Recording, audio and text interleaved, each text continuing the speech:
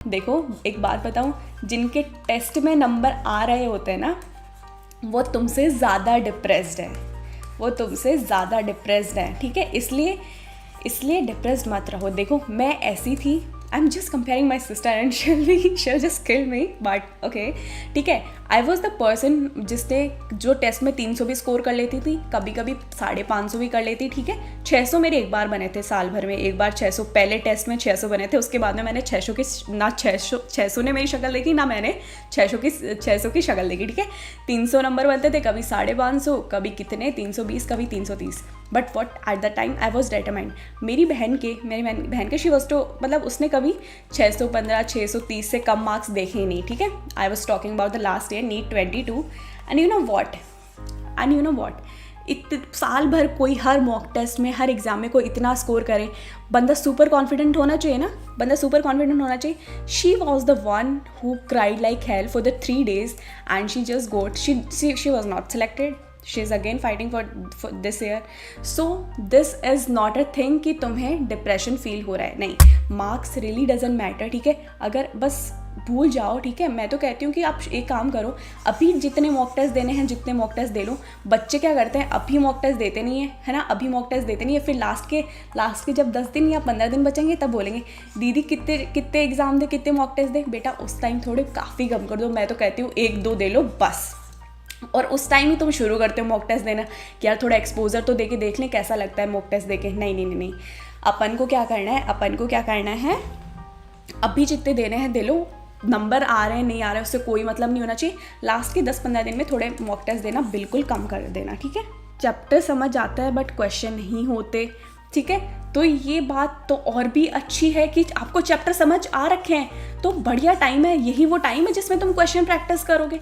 वो जो बातें मैंने बताई कि क्वेश्चन थोड़े कम करो, कॉन्सेप्ट समझो, वो तो उसके लिए था जिसका सब डब्बा गोल है, आपकी तो अब कॉन्ग्रेचुलेशंस। किसने पूछा ये क्वेश्चन? राहुल पुणे। आपकी तो सारी प्रॉब्लम सॉल्व हो चुकी है राहुल। आपका क्या है, आपको कॉन्सेप्ट्स तो आपके क्लियर है। अब क्वेश्चन सॉल्व नहीं हो रहे हैं तो क्वेश्चन प्रैक्टिस के बाद ही होंगे ना। बस यही टाइम है, यही भयंकर 2 महीने तो बहुत होते हैं यार। 2 महीने में तो तुम 200 नीट क्रैक कर दोगे। क्या करना है, कॉन्सेप्ट क्लियर है, क्वेश्चन सॉल्व, क्वेश्चन प्रैक्टिस लगा दो। क्वेश्चन प्रैक्टिस करने से ही आएंगे ना। फिज़िक्स में कुछ भी नहीं आता है। देखो यार ऐसे तो मैं बताऊँ, फिज़िक्स में कोई भी सब्जेक्ट नहीं आता है तो वो सिर्फ पढ़ने से ही आता है, ठीक है। वो सिर्फ पढ़ने से ही आता है, बस कुछ नहीं। जो भी सब्जेक्ट नहीं आ रहा है, it's not about physics, it's not about chemistry, it's like about every subject. क्या करो, जो भी नहीं आता है टीचर के पास जाओ, सबसे पहले टीचर के पास जाओ। खुद टीचर मत बनो, ठीक है। जो भी टीचर आपको पसंद है, जो भी मेथड आपको समझ में आता है, जस्ट गो टू हिम। आप वीडियो लेक्चर्स देखो, एनीथिंग, ठीक है। अब you just go to him, ठीक है। बढ़िया से प्यारे से पेपर कॉपी निकालो, ठीक है। नोट्स लिखो, अगर नोट्स का भी टाइम नहीं है तो वो सेम उसी टीचर के सेम PDF आप प्रिंट आउट निकालो और उन्हीं को आप रिवाइज करते रहो, ठीक है। This is the very first and very rule यार। एंड आई रियली एक्सेप्ट कि मैंने बहुत सारे चैप्टर्स ऐसे थे, आई ऑलवेज से कि आई वॉज द वन जो बहुत आलसी थी।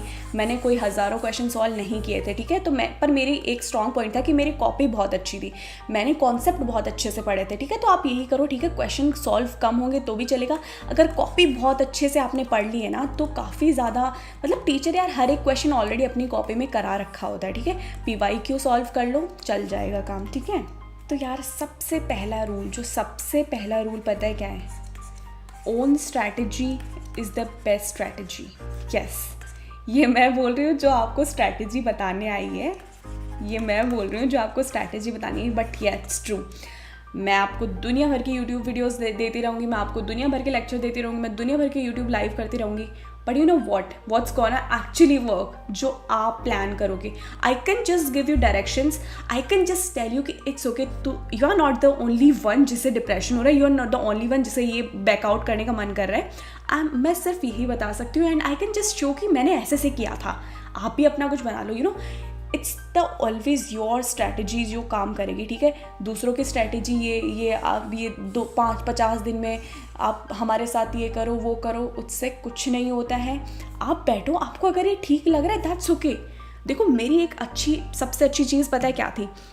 मैं किसी के बारे में नहीं सोचती थी, मैंने जो सोच लिया, मैं जो सोच रही हूँ वही दुनिया में सबसे बेस्ट है। अरे कोई किसी की स्ट्रैटेजी क्या होगी, अगर मेरा मन ये कर रहा है कि मैं इस हिसाब से चलूँगी तो मैं उसी हिसाब से पढ़ती थी।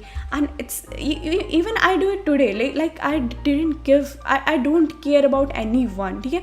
हाँ, जो मुझे ठीक लग रहा है मैं वो करती हूँ, तो आपको भी वही करना है। मैं बोल रही हूँ कि तुम्हें वो क्या बोल रही थी 2 महीने पहले, ये बायो पहले पढ़नी है, वो तो मैंने किया बच्चे।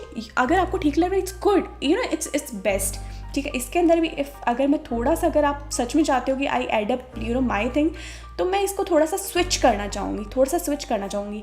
आप अप्रैल लास्ट में ना, यू नो, अप्रैल 15 से 30 के बाद में, इट्स माई एडवाइस, ठीक है, एडवाइस, वैसे इट्स फाइनली योर डिसीजन, पर अप्रैल 15 से 30 के बीच में तुम थोड़े टेस्ट कम देना, ठीक है, टेस्ट कम देना, क्योंकि यार उस टाइम एक छोटी छोटी चीज़ भी रिवाइज़ करने का टाइम नहीं मिलता है, ठीक है। अपन कॉपी ही नहीं पढ़ पाते। टेस्ट से तो हम क्या हो जाता है, टेस्ट से हमको एक एक्सपोजर मिल जाता है, एक तरीका मिल जाता है कि कैसे क्वेश्चन सॉल्व करने होते हैं। तो मार्च में सीख लो वो चीज़ें, मार्च में सीख लो। जो लास्ट के 15-20 दिन बचे होते हैं उसमें तो हमें कंटेंट पढ़ने का ही टाइम नहीं मिलता है। So that's my advice Sohail, ठीक है। I wish you all the best everyone, ठीक है।